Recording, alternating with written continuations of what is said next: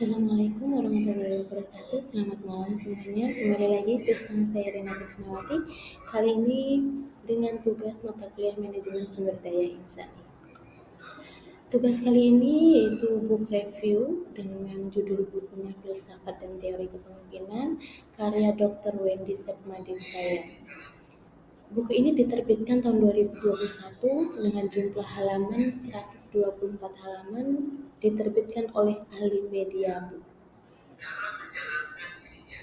Sinopsis singkat tentang buku ini yaitu buku ini secara garis besar menjelaskan berbagai konsep dan pendekatan dalam kepemimpinan melalui lensa filsafat. Dr. Utayan membahas bagaimana berbagai teori kepemimpinan berkembang dan bagaimana pemikiran filosofis tersebut dapat mempengaruhi gaya kepemimpinan. Isi buku ini sendiri terdiri dari 11 subjudul, di mana dari filsafat teori kepemimpinan, tipe dan gaya kepemimpinan, kekuasaan dan kepemimpinan efektif, kriteria dan karakter pemimpin, kepemimpinan kreatif dan inovatif, pengambilan keputusan efektif, dan lain-lain.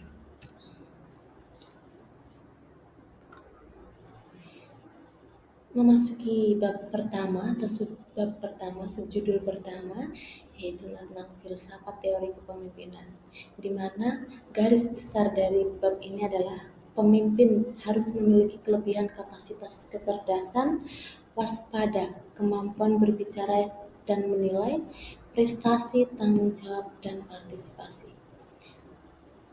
Pemimpin sendiri dibedakan menjadi 3, yaitu pemimpin yang tidak dibentuk atau diciptakan, melainkan dia lahir atau dia memiliki bakat alami sejak lahir, yaitu disebut dengan pemimpin genetis. Yang kedua, sosial, yaitu pemimpin yang disiapkan, dididik, dan dibentuk sesuai dengan yang diinginkan. Yaitu yang ketiga adalah pemimpin ekologis, di mana pemimpin yang lahir dengan bakat alami, kemudian disiapkan dan dibentuk agar bakat alami tersebut semakin bagus.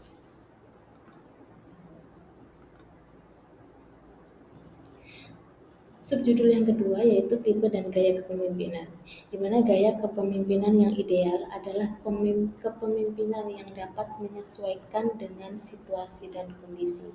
Syarat kepemimpinan di sini dijelaskan, seorang pemimpin itu harus memiliki kekuasaan, kewibawaan, dan kapasitas atau kemampuan. Di dalam subjudul ini, beliau juga menjelaskan tentang kelebihan yang harus dimiliki oleh seorang pemimpin, yaitu kapasitas, di mana kapasitas ini di sini adalah kecerdasan, waspada, kemampuan berkomunikasi dan menilai.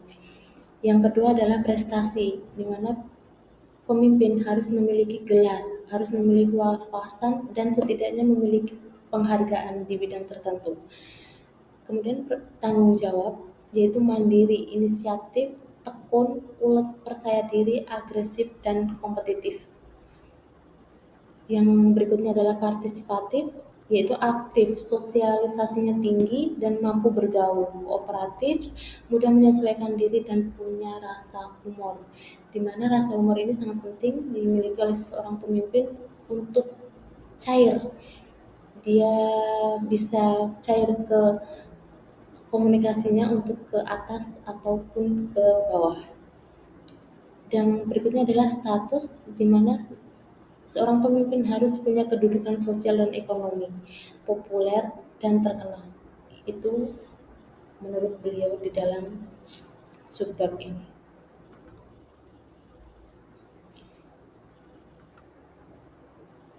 Di subjudul berikutnya yaitu kekuasaan dan kepemimpinan efektif, di mana kepemimpinan yang efektif bahwa keberhasilan seorang pemimpin adalah apabila ia dapat mengidentifikasikan tingkat kedewasaan individu atau kelompok bawahan yang hendak ia pengaruhi dan menerapkan gaya kepemimpinan yang sesuai. Di mana di dalam subjudul ini beliau juga menjelaskan tentang berbagai macam pemimpin, bahwa pemimpin sebagai manajer harus bisa menentukan arah dan tujuan organisasinya, Pemimpin sebagai manajer itu harus mampu mempertahankan dan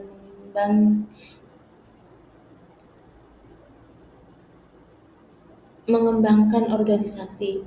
Pemimpin sebagai manajer harus mampu mengelola dan memanfaatkan potensi sumber daya yang ada, di mana keseimbangan otak kanan dan otak kiri dalam pekerjaan, yaitu mampu berpikir kreatif namun tetap harus rasional. Di subjudul berikutnya, beliau menjelaskan tentang kriteria dan karakter pemimpin, bahwa pemimpin yang ideal adalah pemimpin yang mampu membawa visi kelompoknya ke arah yang lebih baik, namun tetap teguh merangkul semua anggota kelompok.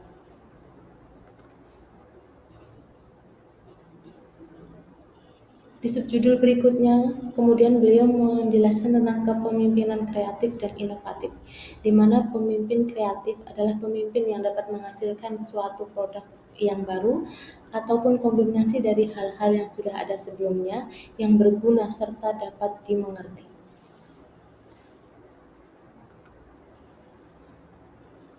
Berikutnya, pengambilan keputusan efektif. Seorang pemimpin harus punya dasar dalam pengambilan keputusan berdasarkan dengan intuisi, pengalaman, dan logika.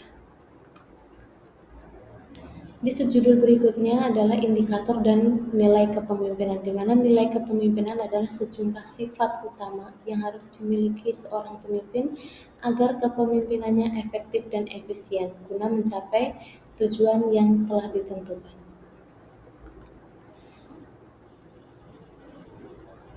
Di subjudul berikutnya adalah kepemimpinan publik dan privat, di mana kepemimpinan publik dan privat di sini dijelaskan secara singkat namun tetap pada tujuannya, di mana kepemimpinan publik adalah kepemimpinan yang ditujukan untuk melayani kepentingan masyarakat umum, sedangkan kepentingan privat adalah kepemimpinan yang ditujukan untuk melayani kepentingan perusahaan dan para pemangku kepentingan lainnya.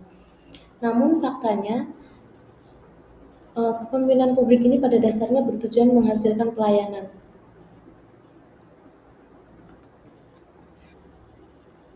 terhadap masyarakat umum tanpa membedakan status dan kedudukannya.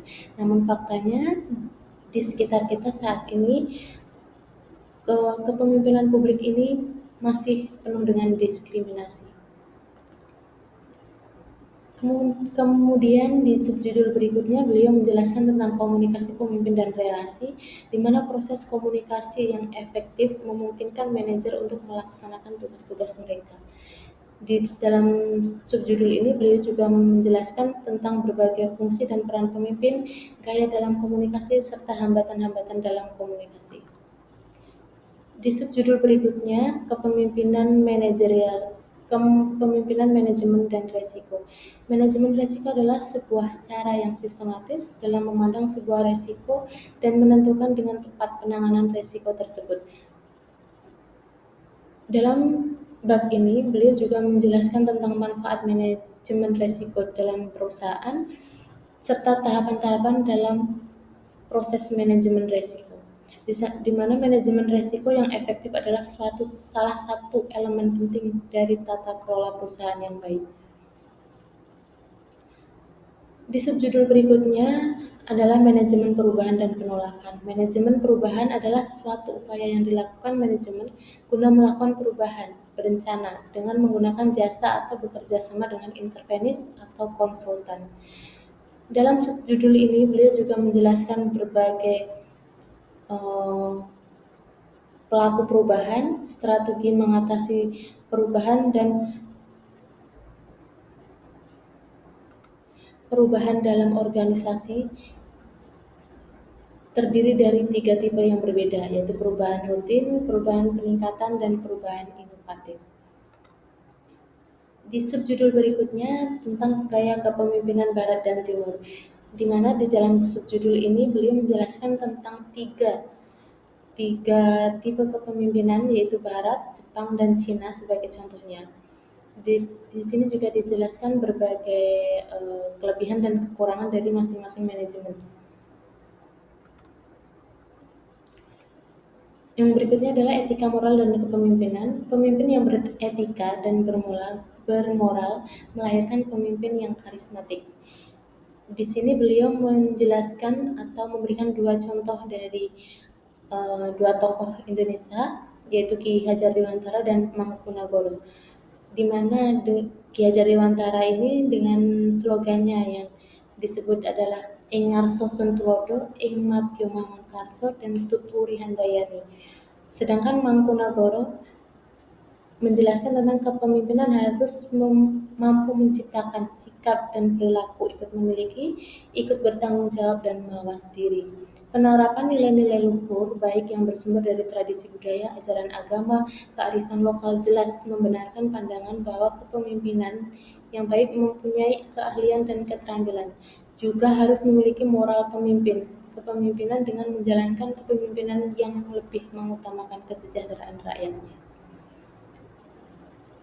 Yang terakhir adalah kepemimpinan dan perubahan generasi, di mana generasi penerus dan pemimpin bangsa harus memiliki peran, yaitu peran sosial, peran penghapusan praktek politik kotor, dan peran akademik. Di mana hal yang harus diperhatikan generasi muda dalam upaya memajukan bangsa, yaitu harus memiliki kekuatan moral, kekuatan kontrol sosial, kekuatan intelektual, dan kekuatan profesional.